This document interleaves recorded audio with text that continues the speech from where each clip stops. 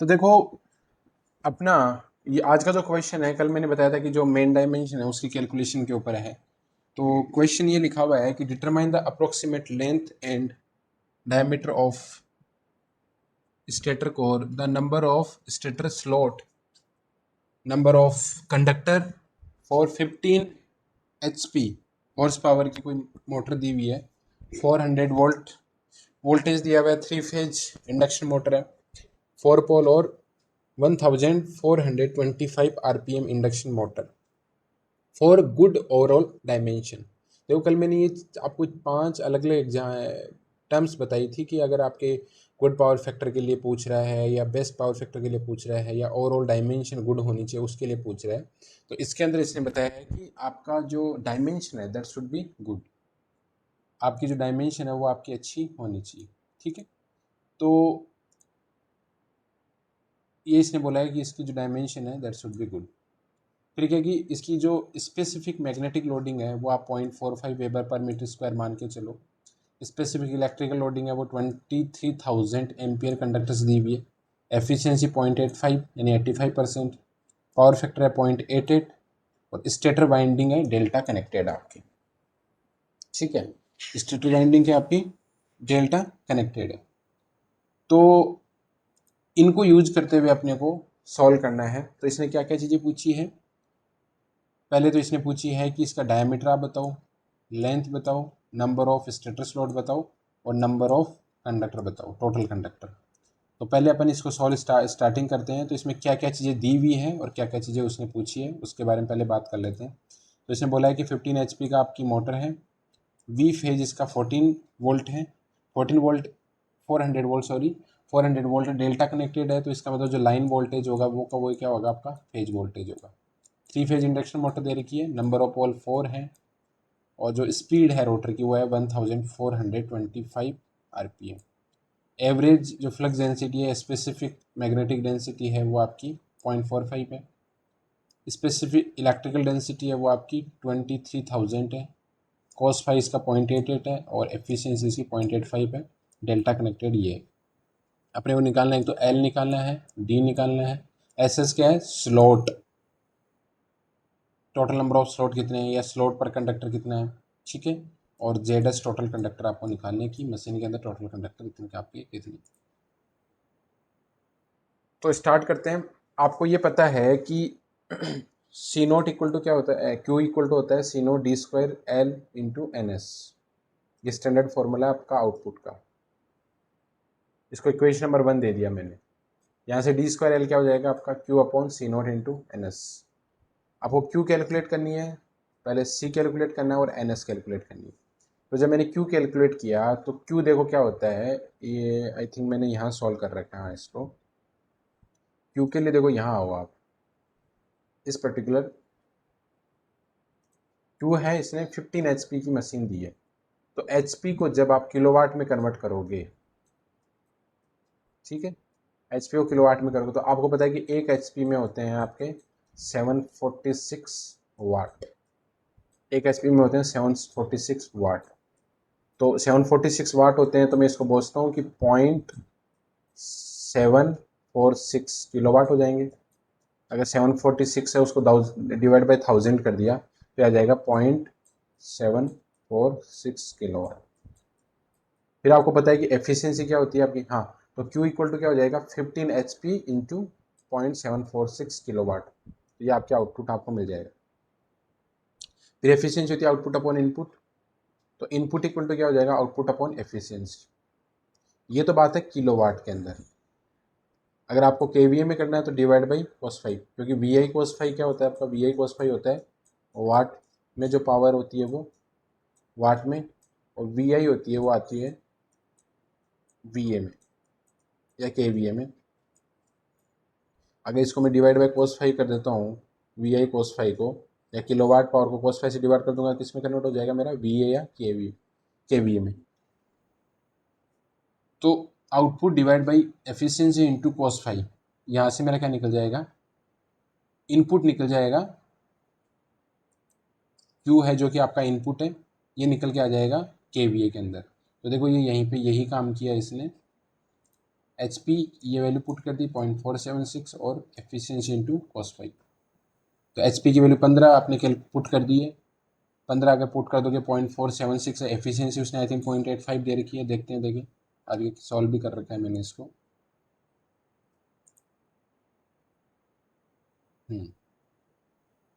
तो Q अपन ने calculate किया दिया गया 15 HP इंटू 0.746, एफिशिएंसी 0.85 दे रखी है, पावर फैक्टर 0.88 दे रखा है। तो जब इसको कैलकुलेट करोगे तो आ जाएगा 14.96 kVA, 14.96 kVA। तो Q कैलकुलेट हो गया आपका। Q आपका पता चल गया इस फॉर्मूले के अंदर। Q पता, C नोट कैलकुलेट करना है। C नोट का स्टैंडर्ड फॉर्मूला क्या है? ये है आपका Q है Q इक्वल टू, ये देखो ये है आपका किलोवाट के अंदर, ये आपका किलोवाट के अंदर है जो मैंने स्टैंडर्ड आपको फॉर्मूला लिखाया, Q equal to C naught D square L into N S. तो यहाँ पे सी नोट था वो कितना था 11, बी एवरेज, एस सी के डब्ल्यू, एफिशिएंसी मतलब ईटा इंटू कॉस 5। लेकिन ये तो था किलोवाट में। जब इसको आप केवीए में कन्वर्ट करोगे, क्योंकि अपन ने जो इनपुट पावर निकाली है वो केवीए में निकाली, जो आई है आपकी 14.96 kVA आपकी निकल के आई है। अगर आप सारा काम के डब्ल्यू में करोगे तो कोई दिक्कत नहीं है, लेकिन केवीए में करोगे तो फिर इसको आपको cos 5 से डिवाइड करना पड़ेगा। तो ये आपका आ जाएगा C नोट और ये आ जाएगा D square L into N S into 10⁻³ तो C नोट की वैल्यू क्या हो जाएगी आपकी 11, बी एवरेज, एस सी के डब्ल्यू इंटू ईटा। ये जब है जब आपका आउटपुट केवी इनपुट केवीए में, सॉरी इनपुट आपका केवीए में, और अगर किलोवाट में अगर आउटपुट है, इनपुट है आपका किलोवाट में अगर इनपुट है तो आपको cos 5 से मल्टीप्लाई करना। मैंने ये वाला करवाया था आपको, लेकिन यहाँ पे अपन ने केवीए में इनपुट निकालना है तो इसको अपन मॉडिफाई कर देंगे, डिवाइड बाई cos 5 कर देंगे। तो यहाँ से अपन निकालेंगे C नोट। C नोट अपन निकाला तो 11 के डब्ल्यू बी एवरेज ए सी इंटू 10⁻³ 11 के डब्ल्यू मैंने बताया था कि हमेशा आपको 0.955 ही लेना है। कल मैंने बताया था आपको कि के डब्ल्यू 0.955 लगेगा सारी मशीनों के लिए। बी एवरेज की वैल्यू इसने दे रखी है 0.45 वेबर पर मीटर स्क्वायर। एस सी की वैल्यू इसने 2300 दे रखी है और 10⁻³ जब इसको आप सॉल्व करोगे तो यू विल गेट 108 पॉइंट है ये 108.7267 ये वाली। तो आपका सी नोट कैलकुलेट हो गया है। इसके अलावा क्यू आपका कैलकुलेट हो ही गया है।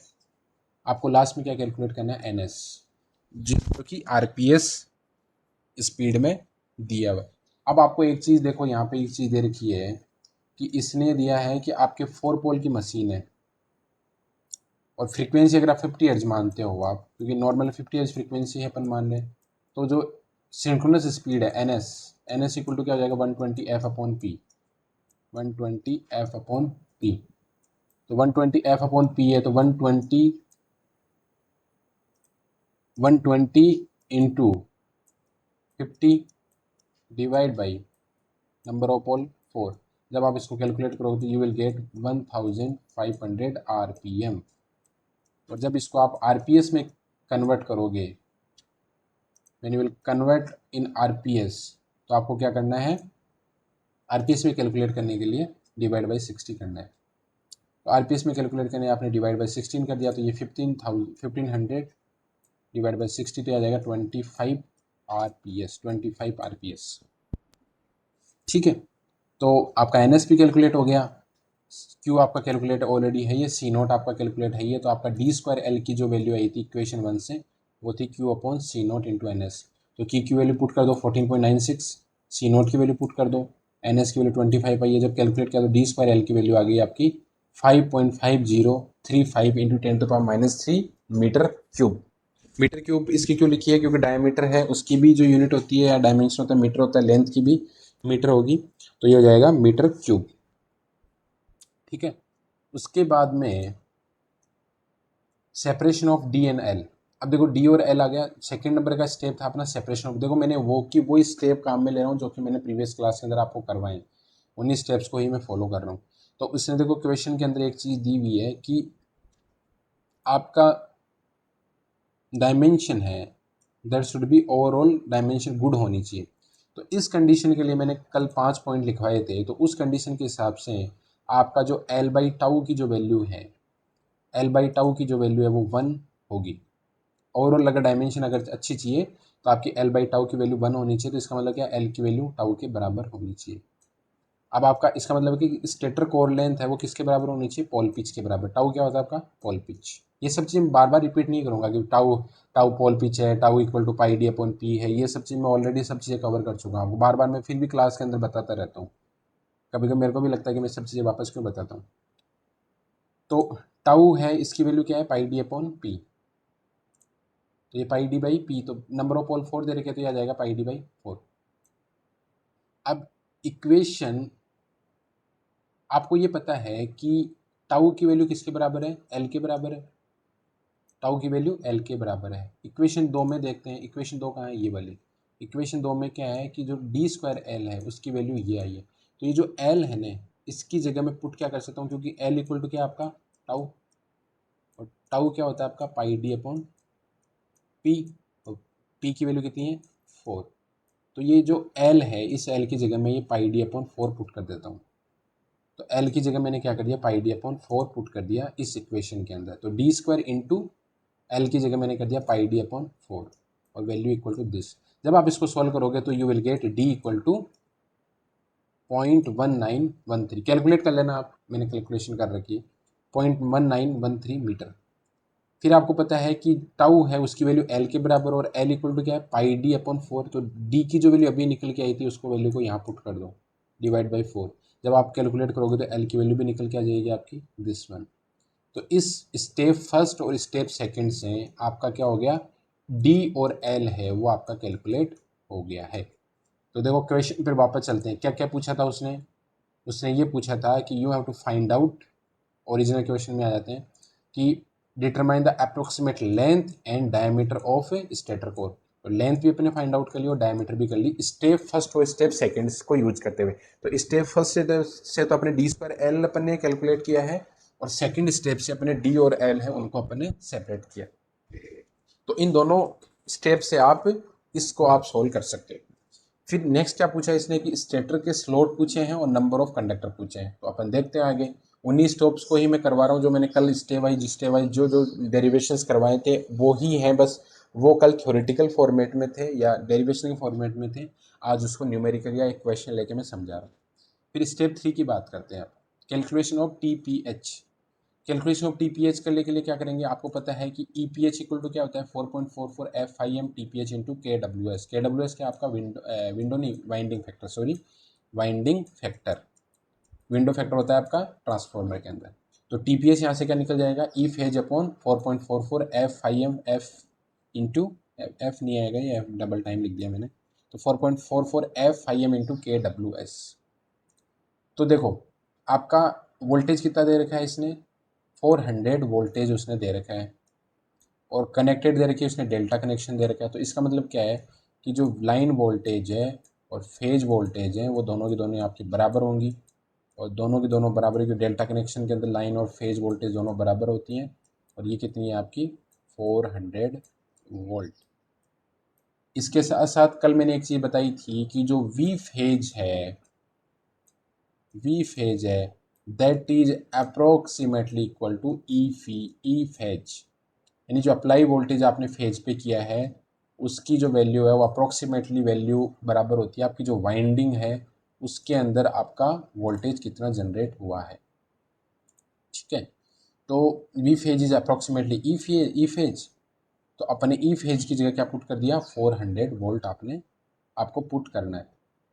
ई फेज की जगह आपको वैल्यू क्या पुट करनी है, 400 वोल्ट। देखते हैं, देखिए तो ई फेज इक्वल टू क्या हो जाएगा आपका,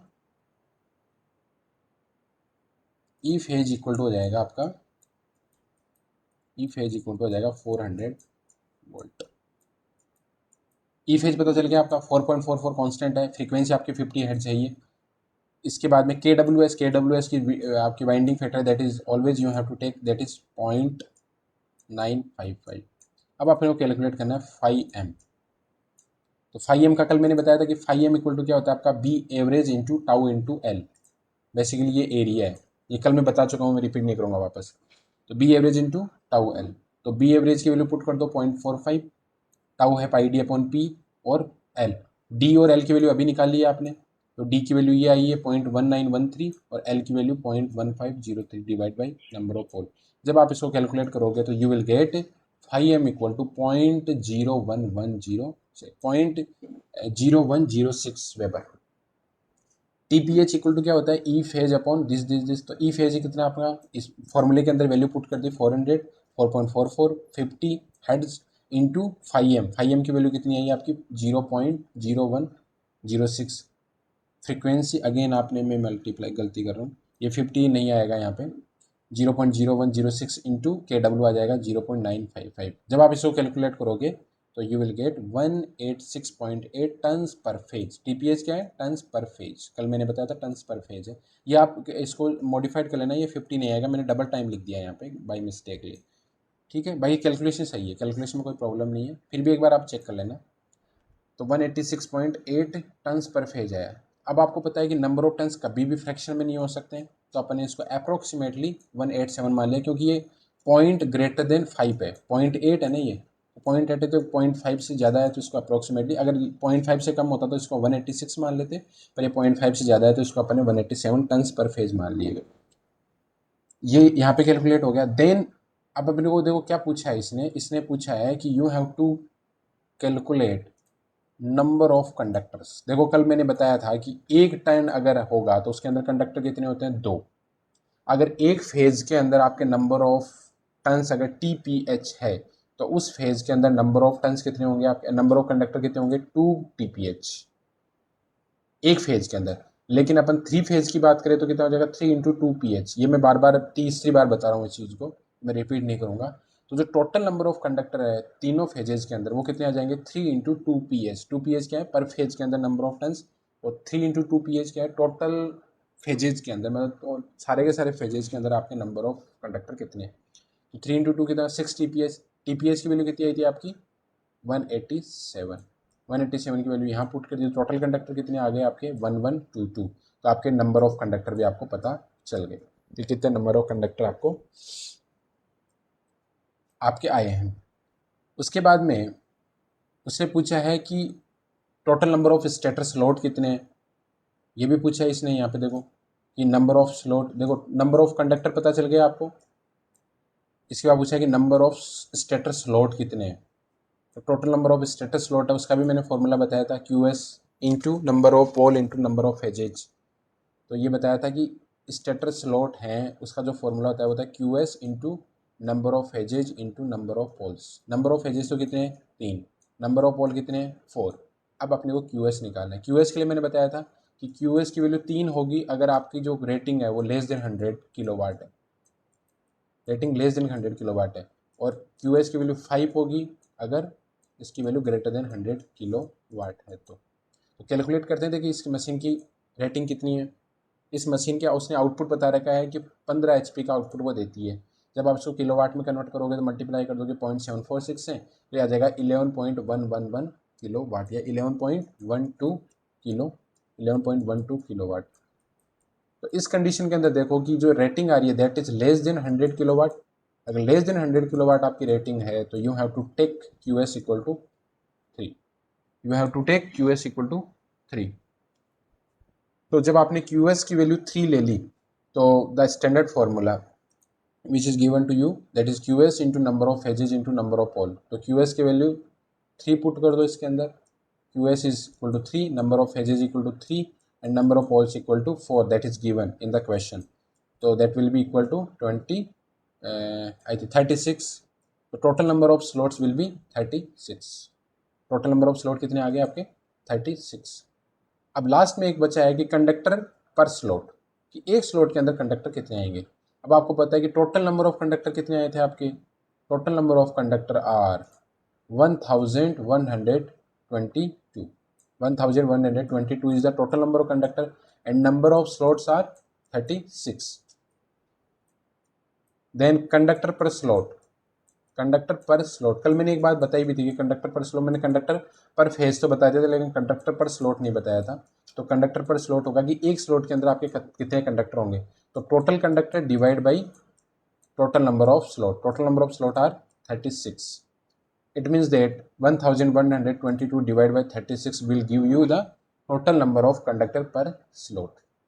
Total number of conductor. So total number of conductor 1122 divided by 36 तो Z S S that is conductor पर स्लॉट। देखो कल मैंने तीन चीज़ें बताई थी, एक तो आपको जेड एस बताया था, एक जेड एस एस बताया था जिसको मैंने बोल दिया था कंडक्टर पर फेज है, बेसिकली ये टोटल नंबर ऑफ कंडक्टर पर स्लॉट है, और लास्ट में बताया था कि S S that is your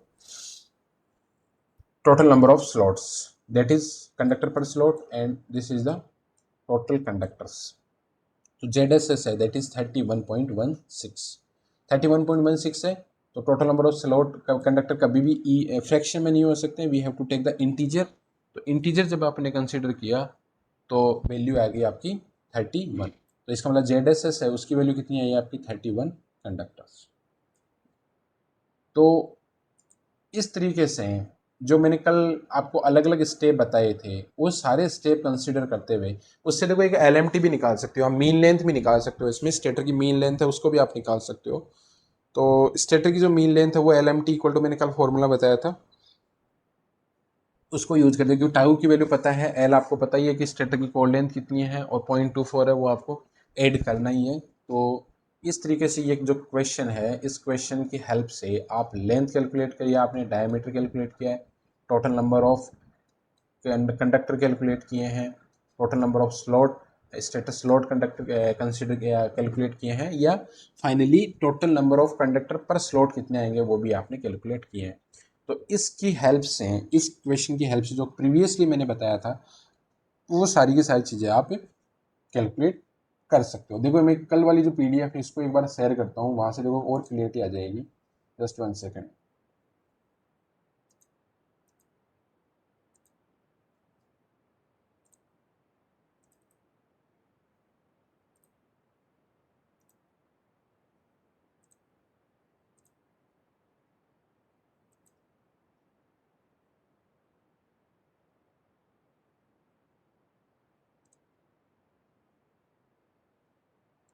देखो ये वाली कल पीडीएफ थी जिसके अंदर देखो सबसे पहले स्टेप क्या था, calculation of product of D square L. D square L का अपना प्रोडक्ट निकाल लिया पहले, फिर अपने सेपरेशन ऑफ डी और एल दिया था। तो सेपरेशन ऑफ डी और एल में देखो अलग अलग कंडीशन बताई थी कि मिनिमम कॉस्ट के लिए ये होना चाहिए, गुड एफिशिएंसी के लिए ये होना चाहिए, गुड पावर फैक्टर के लिए tau by L by tau की वैल्यू 1 to 1.5 होनी चाहिए। इसने बोला गुड ओवरऑल डायमेंशन होनी चाहिए, तो एल बाई टाउ की वैल्यू मैंने कितनी ले ली है 1। फिर अपने कैलकुलेशन ऑफ टीपीएच किया है, टीपीएच किया तो कैलकुलेशन टीपीएच का भी 5m इक्वल टू क्या था, B average into T into tau L, B average into tau L. फिर step for the calculation of stator conductor, total number of conductor कितने थे 6 टीपीएच, और इंडिविजुअल नंबर ऑफ फेजेज एक phase के अंदर कितने थे 2 टीपीएच, तो टोटल कितने हो गए 6 टीपीएच। फिर calculation of number of stator slot अपन ने कंसिडर किया वो थे Q S into number of phases into number of poles. Q S की वैल्यू 3 होगी जब आपकी रेटिंग 100 किलोवाट से कम है, और क्यू एस की वैल्यू 5 होगी जब 100 किलोवाट से ज़्यादा है। तो अपनी आई थी 11.12, तो ये लेस देन 100 है तो अपन ने क्यू एस की वैल्यू 3 ले ली। फिर स्टेप 5 हो रहा है आपका कैलकुलेशन, इसके अंदर ये पूछा नहीं है, बाकी ये भी वो पूछ सकता है, तो उसके अंदर और कुछ डाटा वो दे देगा आपको। और एक आप एल भी कैलकुलेट कर सकते हो, that is mean length of stator turn. State एक तो है देखो एक तो है स्टेटर की लेंथ, एक है कि mean length of stator turn, जो आपने स्टेटर के ऊपर वाइंडिंग की है उसकी जो टर्न है। तो L M T equal to क्या हो जाएगा 2L प्लस 2.3 टाउ प्लस 0.24। तो एल की वैल्यू अपने को पता है निकल के आई थी, टाउ क्या हो जाएगा आपका पाई डी अपॉन पी। तो डी की वैल्यू भी अपनी निकल के आ गई थी, पी अपने को पता ही है 4 है, तो ये पता है, तो यहाँ से टाउ पता चल जाएगा, एल आपको पता ही है और 0.424 है। तो ये भी आपका कैलकुलेशन इसके अंदर ही हो सकती है, मतलब पूछ सकता है वो। तो इस तरीके से जो मैंने कल आपको जो न्यूमेरिकल बताया, जो आपके थ्योरी पर पढ़ाया था उसका बाद मैंने क्वेश्चन करवा दिया। अब किसी को डाउट है तो आप मेरे को पूछ सकते हो।